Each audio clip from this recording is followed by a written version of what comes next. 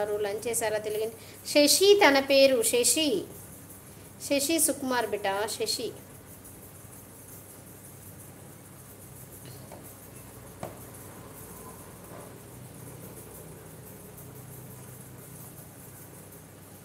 What happen Srivalli, అదే అడుగుతున్నాను. Hi స్వప్న గారు నమస్తే. హాయ్ హాయ్ కన్నయ్య గారు. శ్రీమాత్రే నమః. శుభ మధ్యాహ్నం. మీకు మీ కుటుంబ సభ్యులకి హనుమాన్ జయంతి శుభాకాంక్షలు కన్నయ్య గారు. బాగున్నారా? భోజనం చేశారా కన్నయ్య గారు? ఎలా ఉంది పలకరింపు? దెబ్బలు పడతావు ఎప్పుడో కానీ, బెంగళూరుకు వచ్చిందనుకో లేవనే లేవు.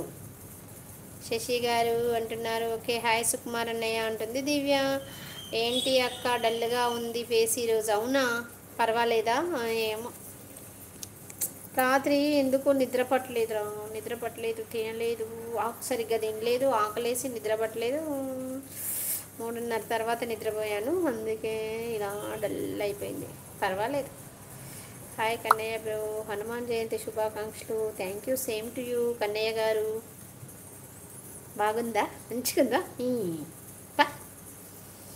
నా కొడుకుకు బాగా ఎక్కువైతుంది ఈ మధ్య, కొంచెం కాదు చాలా చాలా ఎక్కువైతుంది. కొడుకును ముద్దు చేసిన కొద్దీ ఎక్కువ లాడ ఎక్కువైతుంది ఈ మధ్య, ప్రేమ ఎక్కువైతుంది. అందుకే రకరకాల పేర్లతో వస్తాడు, రకరకాల మాటలు మాట్లాడుతాడు. లైవ్ పెట్టన్నయ్య అంటుంది దివ్య. అక్క అంటున్నాడు నవీన్. స్లోగా ఉంది. పుట్టపర్తి సాయిబాబా స్టార్ ఫ్యూచర్లో మీకుంది. Okay okay. వ్యాపారం డల్గానే ఉందా? Okay brother. హాయ్ సుకుమార్ నమస్తే అంటున్నారు. దెబ్బలు పడతాయిరో బాబు, దెబ్బలు పడతాయిరో, దెబ్బలు పడతాయిరో. Good afternoon Kannayya. హే, దెబ్బలు పడతాయిరో, దెబ్బలు పడతాయిరో. సుక్కు సూపర్. ఇలా నిల్చొని చేస్తున్నా చూడు, ఛార్జింగ్ ఉండట్లేదు. ఈ పవర్ బ్యాంక్ అన్న పెట్టుకోవాలి మా అబ్బాయిని. ఒరే నాని పండు పవన్, సరే సరే ఓకే ఓకే.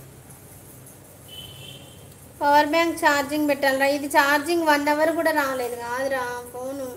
ఫోన్ లైఫ్ అయిపోయింది. నాకు ఫోన్ కొనుక్కుంటా నేను. కన్నయ్య బ్రో, సుకుమార్ బ్రో నవ్వుతున్నాడు. పడతాయి నా కొడుక్కి నా చేతుల దెబ్బలు. మూడింది ఈ మధ్య, బాగా మూడుతుంది ఎందుకో. సారీ షాను అమ్మ, బాబీ ఆన్లైన్లో లేడమ్మా. ఎవరమ్మా మీరు? దివ్య స్మైలీ.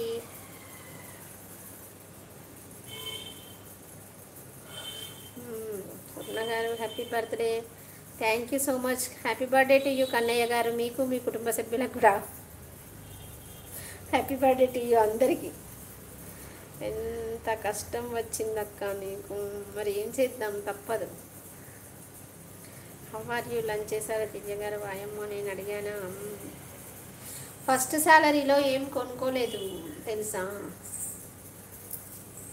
శశి. ఫస్ట్ శాలరీలో ఏం కొనుక్కోలేదు, కనీసం గాజులు కూడా కొనుక్కోలేదు. ఇప్పుడు సెకండ్ శాలరీ వస్తే నేనే నా ఒక్కదానికి ఖర్చు పెట్టుకుంటా. అంటే నాకు గుర్తుగా ఏదైనా తీసుకుంటా దేవుడి దగ్గరగా. అప్పటి వరకు మనకు దేవుడికి పూజలు స్టార్ట్ అవుతాయి కదా, దేవుడి దగ్గరకా లేకపోతే ఇంట్లోకా, లేకపోతే నేను ఏదైనా వస్తువు కొనుక్కోవడమా చేసుకుంటా. లేకపోతే నేను ముక్కు కుట్టించుకొని ముక్కు పోగు చేయించుకోవాలని అనుకుంటున్నాను. నాకు ఇష్టం, అదన్నా చేసుకుంటా. ఎందుకంటే నేను ₹1 నేను ఎన్నో నిద్రలేని రాత్రులు గడిపాను, నేను ఎంతో మందితో తిట్లబడ్డాను. అన్నీ చేసి నా సాలరీలో ₹1 కూడా యూజ్ చేసుకోలేదు నేను నా కోసం.